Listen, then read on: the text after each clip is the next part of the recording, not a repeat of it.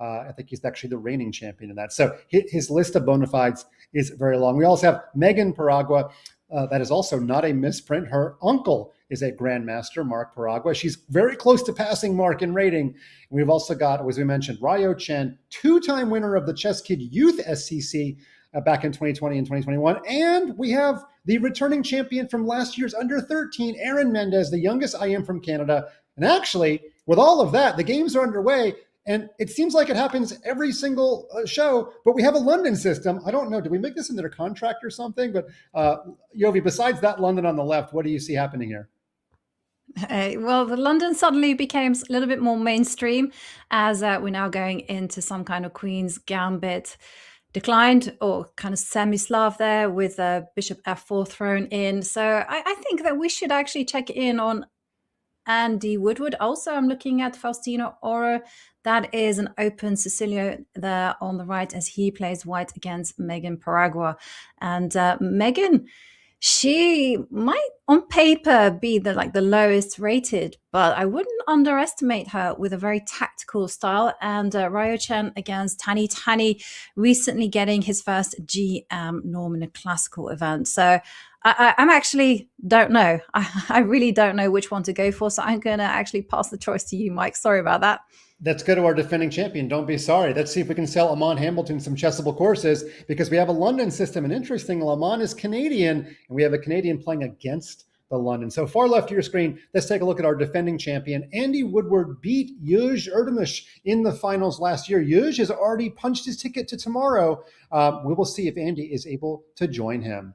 We'll keep it at the 3 split for now. But if we take a look at this position, the bishop on G3 is still targeting the center of the chessboard. And that bishop often comes alive in this London system. What else do you see here? Yeah, it often comes alive. It's just waiting there and is ready for that tension in the center to just get eliminated. And then it's simply, as you say, just resurrects itself. But and here we're seeing that there's already some questions for Andy Woodward to face. You know, he had to deal with the threats against the knight on D2. And now he's had to castle queenside. Now, it's kind of debatable whether that king is pretty safe there. I'm suspecting it is because the knight on d7 really needs to be on c6 if it wants to be targeting the white king.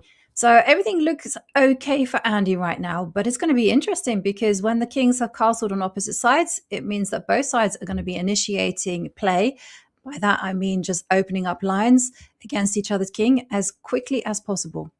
Some very interesting geometry. There was a pin on the knight this way. Andy castled to pin his knight the other way and into an open file. Computer totally agrees with his position. And now he swings his bishop around the world to break the pin. Some fascinating geometry. Let's sell some more chessable courses because Maurice Ashley wrote a fantastic chessable course on the geometry. And you know what? This is a perfect example. Who would have thought that the London bishop would go all the way around the world to d6 to b4, and that actually was the best maneuver. Unbelievable creativity, and that solves the problem of what to do about the pin on this knight and the pressure on the knight. Okay, so the queens might be coming off the board, and I gotta say, if I'm white, I'm pretty happy about that because I think the white king was in a little more danger than the black king. So if the queens leave the board, that is probably for the best for white. Yeah, a very creative defense there from Andy to get the queens off. As you mentioned, the queens are going to come off, and then it's going to be a question of who's going to be dominating in the center. And that is something that is yet to be determined. But I do feel that white is the touch better because, you know, that knight on d2 looks like it doesn't have too much potential, but I can see a life for it sitting pretty on c5. And that is going to sure annoy black. And so b3. And then the question is how to mobilize absolutely everything. And the rerouting of the pieces are going to start happening anytime now. Now, knight to f3. What next? Well, as you provided that great analysis, give some love to the chat. If anybody ever deserved their name, shout it out. It's Hamrick Chess, who wants to give me the honorary GM title for getting so many kids into chess. But I have to say, it's to my own detriment and to Yovi's detriment because the same kids that I've taught through my ChessKid videos are now coming back to beat us. Faustino Oro literally learned how to play chess on ChessKid with the great translation by WIME Vet Garcia, who translated my videos into Spanish. And now these kids are knocking on the door of GM. So if I had to do all over again, would I raise a group of youngsters that can all beat me? I'm not sure, but I appreciate the love. Hamrock Chess, let's get back here. I don't need the honorary GM title. I just love what I do, and I've got a great team around me at ChessKid. So rook up to E3. Do you think that white's going to double rooks on the E5? Oh, why is B5 a mistake? Looks like a somewhat natural move. Oh, it just hangs. It does look. It hangs Yeah, and suddenly it works.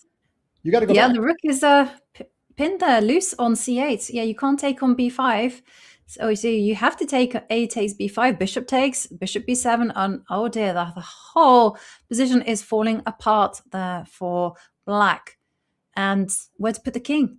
Now there's going to be a check, and you have to give up the rook.